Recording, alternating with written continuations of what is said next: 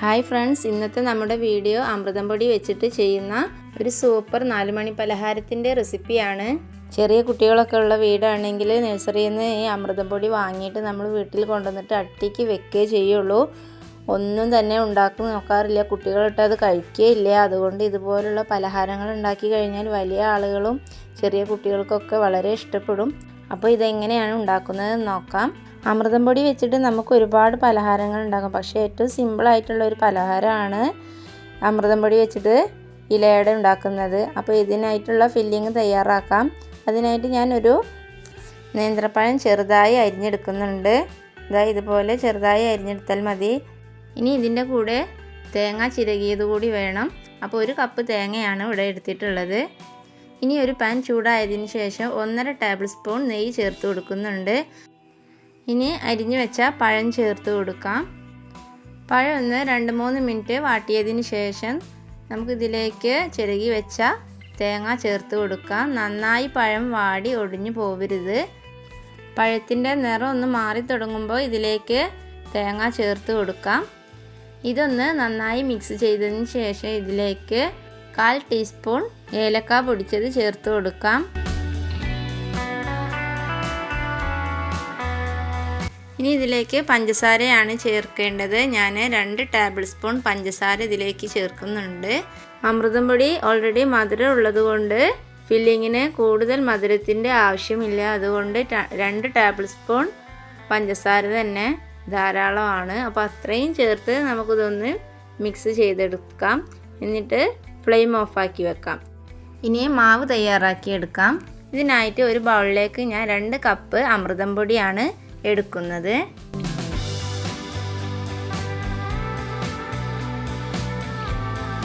ഇതിലേക്ക് 2 table spoon പഞ്ചസാര ചേർത്ത് കൊടുക്കുന്നുണ്ട്. 1/4 ടീസ്പൂൺ ഉപ്പ് ചേർത്ത് കൊടുക്കുന്നുണ്ട്. 2 ടേബിൾ സ്പൂൺ ഓയിൽ കൂടി ഒഴിച്ച് നമുക്കിതൊന്ന് മിക്സാക്കി എടുക്കാം. ശേഷം നമുക്ക് ഇത് സ്പൂൺ വെച്ചൊന്ന് മിക്സാക്കിയതിന് ശേഷം കൈകൊണ്ടൊന്ന് നന്നായിട്ടൊന്ന് തിരുമ്മി എടുക്കാം. ഒന്നുകൂടി ഒന്ന് മിക്സാക്കി എടുക്കാം.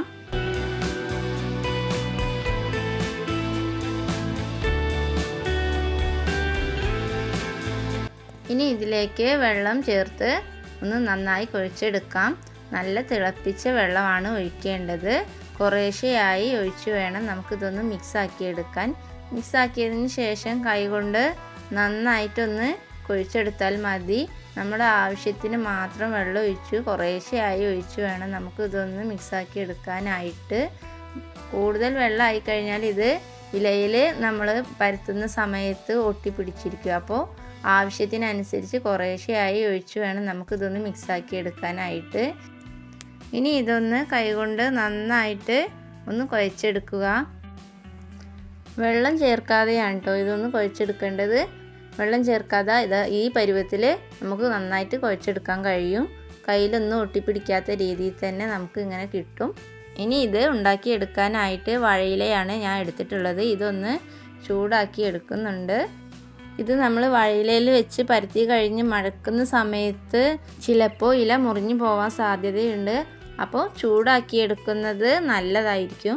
ഇനി ഇതുപോലെ ഓരോ പീസ് എടുത്തിട്ട് നമുക്ക് കയ്യിൽ വെച്ച് ഉരുളയാക്കിയിട്ട് വാഴയിലയിൽ വെച്ച് പരത്തിയെടുക്കാം. കോയിൽ വെച്ച് പരത്താം, അല്ലെങ്കിൽ കൈകൊണ്ട് തന്നെ പ്രസ് ചെയ്തിട്ട് നമുക്ക് വട്ടത്തിൽ ആക്കിയെടുക്കാം. എന്നിട്ട് നമുക്ക് ഇതിലേക്ക് ഫില്ലിങ് വെച്ച് കൊടുക്കാം. ഇതുപോലെ കുഴൽ വെച്ചിട്ടാണ് നിങ്ങൾ പരത്തിയെടുക്കുന്നതെങ്കിൽ ഇതിൻ്റെ സൈഡൊക്കെ ഇതുപോലെ പൊട്ടി വരും. അപ്പോൾ കൈ വെച്ചൊന്ന് പ്രസ് ചെയ്ത് റൗണ്ട് ഷേപ്പിലാക്കി ഒന്ന് എടുത്താൽ മതി. ഇത് നമ്മൾ എത്രയും കനം കുറച്ച് പരത്തിയെടുക്കാൻ പറ്റുമോ അത്രയും കനം കുറച്ച് പരത്തിയെടുക്കുക. കട്ടിയിൽ പരത്താതെ കനം കുറച്ചാലായിരിക്കും ഇത് നല്ല ടേസ്റ്റ് ഉണ്ടായിരിക്കുക. അതുകൊണ്ട് കനം കുറച്ച് പരത്തിയെടുക്കുക. ഇനി തയ്യാറാക്കി വെച്ച ഫില്ലിങ് ഇതിലേക്ക് വെച്ച് കൊടുക്കാം. ഇല മടക്കിയെടുക്കാൻ പറ്റുന്ന രീതിയിലാവണം ഫില്ലിങ് വെച്ച് കൊടുക്കേണ്ടത്. ഇതുപോലെ ആവശ്യത്തിന് മാത്രം വെച്ച് കൊടുത്താൽ മതി, ഓവറായി വെച്ച് കൊടുക്കരുത്. അപ്പോൾ നമുക്ക് ഇങ്ങനെ മടക്കുന്ന സമയത്ത് ബുദ്ധിമുട്ടായി തോന്നും കൂടുതലായിട്ട് വെച്ച് കഴിഞ്ഞാൽ. അപ്പോൾ ഇതുപോലെ വെച്ചതിന് ശേഷം 2 സൈഡും ഒന്ന് പിടിച്ചിട്ട് ഒന്ന് പ്രസ് ചെയ്ത് കഴിഞ്ഞാൽ ഫില്ലിങ് മുഴുവനായിട്ട് കവർ ചെയ്ത് കിട്ടും. അപ്പോൾ ഇതുപോലെ ചെയ്തിട്ട് നമുക്ക് ആവിയിൽ വേവിച്ചെടുത്താൽ മതി. അപ്പോൾ ഇത്രയേ ഉള്ളൂ. ഇനി ബാക്കിയുള്ളത് കൂടി ഇതുപോലെ ഫില്ലിങ് വെച്ചിട്ട് നമുക്ക് ഇതുപോലെ ചെയ്തെടുക്കാം.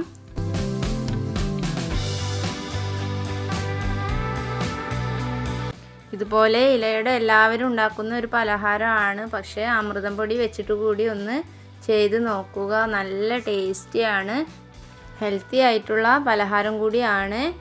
അപ്പോൾ എല്ലാം ഒന്ന് പരത്തിയെടുത്ത് ഫില്ലിംഗ് ഒക്കെ വെച്ച് സെറ്റാക്കി വെച്ചിട്ടുണ്ട്. ഇനി ഇതൊന്ന് ആവിയിൽ വേവിച്ചെടുക്കാം. ഇനി ഇതുപോലത്തെ ഒരു പാത്രത്തിൽ ഇത് വേവിച്ചെടുക്കാൻ ആവശ്യമായ വെള്ളം ഒഴിച്ചു കൊടുക്കുക. എന്നിട്ട് ഇതുപോലെ ഓരോന്നായിട്ട് കൂട്ടിയ ഭാഗം മുകളിലേക്കാവുന്ന രീതിയിൽ വെച്ച് കൊടുക്കുക.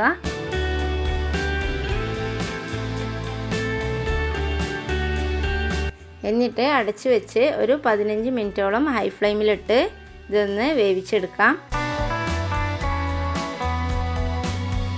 15 മിനിറ്റ് കഴിഞ്ഞിട്ടുണ്ട്. ഇനി ഇത് നമുക്കൊരു പാത്രത്തിലേക്ക് മാറ്റാം.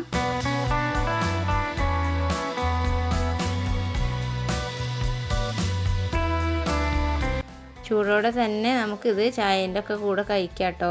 നല്ല ടേസ്റ്റിയാണ്. വളരെ എളുപ്പത്തിൽ തയ്യാറാക്കി എടുക്കാനായിട്ട് പറ്റും. നമ്മുടെ വീട്ടിലുള്ള ഇൻഗ്രീഡിയൻസ് ഒക്കെ വെച്ച് മാത്രം ചെയ്തെടുക്കുന്ന ഒരു പലഹാരമാണ്. തീർച്ചയായും നിങ്ങൾക്ക് ഇഷ്ടപ്പെടും. എല്ലാവരും ട്രൈ ചെയ്ത് നോക്കുക.